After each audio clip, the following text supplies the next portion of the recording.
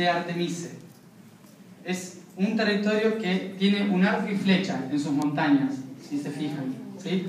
Es un arco y flecha que está conectando la divinidad de la luna en la tierra, la divinidad que conecta la sabiduría de la mujer en la tierra. Dakia justamente fue uno de los lugares donde los hijos de Lilith fueron a exiliarse tras el control de Egipto. Cuando en Egipto se intenta matar a todas las mujeres y a toda la descendencia de la casta de la sabiduría de Lilith, se exilian a Dakia. En Dakia hay un lugar que se llama Transilvania, ¿sí? Transilvania es el lugar donde vivieron los últimos descendientes de Lilith, llamados los hijos del dragón, es decir, Draculea, ¿sí? Súper gigante. Sí, bueno, esa historia que parece ridícula hoy en día, pero por alguna razón los vampiros están volviendo a la televisión, ¿no? Porque en realidad tiene que ver con una historia también de Medio Oriente, que es la supervivencia de la genética de Lilith con los hijos, que tuvo hijos con otro ser, ¿sí? Esa historia no la conté porque me parecía novia, pero bueno, salió. Que tuvo hijos con otro ser que salieron deformes, y como su genética, sus glóbulos rojos no eran los aptos, entonces necesitaban sangre para seguir viviendo, ¿sí? Comían cerdo en el momento en Egipto, comían cerdos, hasta que el cerdo empezó a llamarse por Alá, que era malo. Entonces el que comía cerdo era diabólico. Por eso mismo empezaron a matar humanos, un poco más humanos. Pero bueno, toda la historia, ¿qué tiene que ver con esto? Transilvania, Dakia, fue el único territorio que energéticamente pudo hacer frente al Imperio Otomano, es decir, a la serpiente que se tragaba la energía de Europa. Por eso mismo, la energía que traga el Imperio Otomano viene de la energía de Artemise, la luna, la madre, que trae la información desde el cielo a la tierra, hoy Rumania, todo ese territorio. Desde ahí viene toda esa energía, se la traga la serpiente y la lleva hasta lo que se llama la Gran Mujer. La Gran Mujer viene también de Artemise, de Magdalena y de todas las madres que ha habido en la historia, y que se empieza a gestar otra vez en Sudamérica. Ese territorio entonces nos da la información para poder recuperar la energía que se perdió en Medio Oriente, ¿sí? Por eso siempre estuvieron absorbiendo la energía de ahí, de Rumania y todo ese territorio. Hay historias en cada uno de los países que tienen que ver con eso. Pero no quiero contar todas porque no terminamos más. A lo que voy con todo esto en realidad es cómo desde Europa, fíjense, ¿se acuerdan de que dije la cruz esta que hay entre este continente y este continente? Cuando este continente apague su energía, es porque esta energía se fue a este continente, ¿sí? La crisis económica, la crisis social que hay en Europa, que está haciendo que de repente una gran cantidad de inmigración esté volviendo a Sudamérica, ¿sí? Que la economía y las finanzas estén mirando hacia Sudamérica, proponiendo Sudamérica como otro lugar para empezar, tiene mucho que ver con esta toma de esa energía para activar lo que antes era la gran mujer o la sabia, que era Europa, a la gran mujer que va a ser la madre del nuevo territorio, de la nueva humanidad. En todo ese recorrido, a mí lo que me interesa hablar es ese significado de esa madre y cómo todas las culturas sabían sobre esto.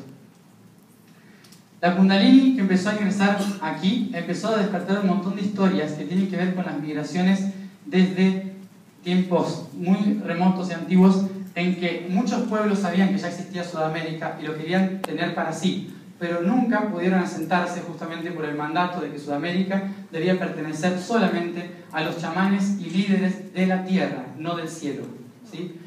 Entonces, desde ese momento, solamente los chamanes de la tierra podían mantener la conexión. Llegaron vikingos, celtas, fenicios y un montón de otros pueblos, pero ninguno se pudo asentar en la energía de Sudamérica.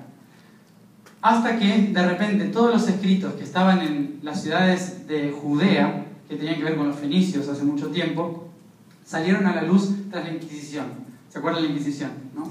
Cuando llegó a Jerusalén, destruyeron Jerusalén, y de repente un grupo de cruzados, tras la Inquisición de Roma, encuentra todos esos mapas, textos, y hablaban de la verdadera historia de Jesús, de la importancia de la mujer de María Magdalena y del propósito que tenía hacia el futuro y la importancia que tenía este continente.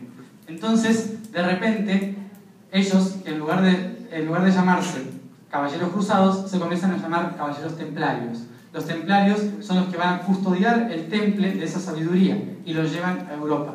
Cuando lo llevan a Europa, el Vaticano se da cuenta de que estos sabían demasiado y ellos ni se habían enterado. Entonces de repente los templarios empezaron a hacer un gran, lo que se llama el priorato de Sion, que tenía que ver con cuidar esa información y formar países capaces de traer esa información y buscar América, ¿sí?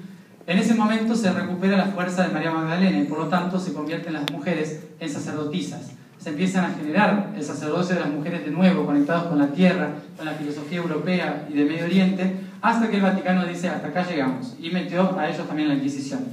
Las sacerdotisas pasaron a llamarse brujas, ¿se acuerdan de eso? Más de una debe haber por acá. Que ha sido quemada ese día. Y algún templario también que han sido también castigados como los herejes. Esa persecución y matanza empezó un viernes 13, por eso todo el mundo le tiene como miedo el viernes 13, ¿se acuerdan? ¿Sí? Entonces, en ese momento de la Inquisición, los únicos países que albergaron y cuidaron a los templarios y a esas mujeres fueron Suiza, Escocia y Portugal. Los tres miraban al futuro de una manera diferente del resto de Europa. Esos tres forman un triángulo que miraba lo que teníamos que hacer en el futuro en América. Y ellos son los que financian todos los viajes a América, ¿sí? Antes de Colón y después de Colón. Empiezan a financiar todos los viajes a América para reconocer América. Pero obviamente, como el poder lo tenía el Vaticano, enseguida empieza la Inquisición en América. Entonces, envían el Vaticano a España a conquistar, pero detrás a los jesuitas, obviamente. ¿Los jesuitas qué van a hacer? Conquistar la conciencia de ese continente. Sabiendo que era muy importante y que encima en este territorio se lo llamaba la madre, una madre, entonces tenían que tener la energía de esa madre. Cuando llegaron, se dieron cuenta de que en cada lugar donde había energía en ese territorio, hay un templo ya. Hay una piedra o algo sagrado, un lugar de pagamento o lo que sea, que ya sabían que era sagrado ese lugar. Entonces, ¿qué hicieron? Lo tiraron abajo y pusieron una iglesia. Era lo más lógico. Entonces empezaron a buscar la información desde el Vaticano, canalizando la información justamente ahí en ese centro que tenía que ver con cada punto de poder de América. Lo que se sabía también es que América, toda América, las tres Américas, es el único continente que conecta del polo norte al polo sur con las montañas, en una sola conexión. ¿Qué implica eso? Que la mayoría de la energía planetaria que circula por América conecta los dos polos constantemente. ¿Y eso qué implica? Que si alguien conquista y controla las montañas desde Alaska hasta la Patagonia, controla el planeta entero. Entonces, ¿qué hicieron el Vaticano y España? Se fueron por las rocosas intentando llegar a Canadá y se fueron por los Andes intentando llegar a la Patagonia. Les daba igual la costa este de Estados Unidos o les daba igual Brasil.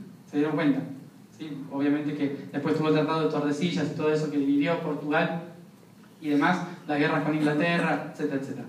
Pero todo tiene como una especie de lógica en la historia. ¿Qué pasa en Sudamérica entonces con esa historia?